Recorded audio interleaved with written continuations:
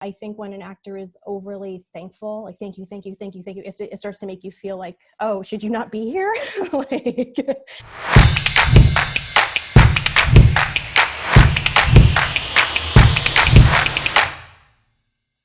there's a level of awareness of how much, like, the healthy amount of time to kind of introduce yourself, warm up the room, and then get ready for the scene. It's always a performance. And I would always like have a chat with an actor after as well to get more of a sense of who they are. So I think just the healthy balance of kind of knowing that you're going in, not being so overly thankful for being in the room. I think really feeling like you belong there. When you're nervous, I love when actors are open about that too. When they're just like, oh, I have nerves and stuff, like we can work through it together and just kind of chill for a bit before we jump in the scene. But it's everything. It's everything from the performance as an actor, and then everything before and after is just who you are as a person, being prepared, and then just having a nice, healthy exit. The sole purpose, which I feel like people are forgetting, it's really just to show your acting and to showcase your ability, and that's it. I'll see a reel where you can tell it's all super low budget, very indie. The actor I'm focusing on is playing opposite people who are much weaker, so they're not getting a lot. But I'll finish the reel and come out of it thinking that actor was really good. And with everything up against that person, with quality, sound, everyone they're performing opposite, they still shined through and held their own in every scene.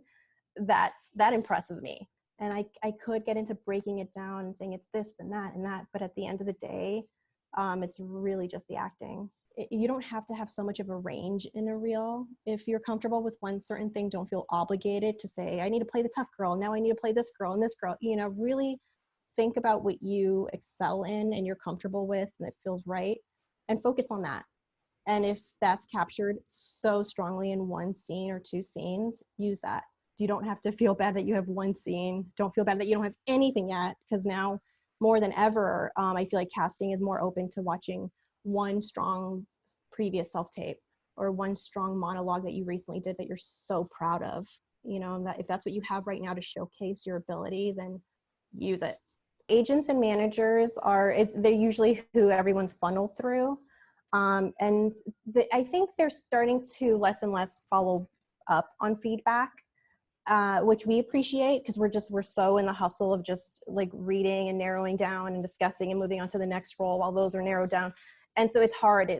Every time we get feedback requests, especially if we bring in the same actor like 5 times for different things, like they should just trust that they're on our radar. But if an agent or manager has a new client, I don't mind them following up and saying, hey, we just signed them. How were they in the room? I'm quicker to respond to that feedback versus a general, are they in the mix? Because if they're in the mix, you'll for sure hear from us. Like, we're not going to drop the ball on that.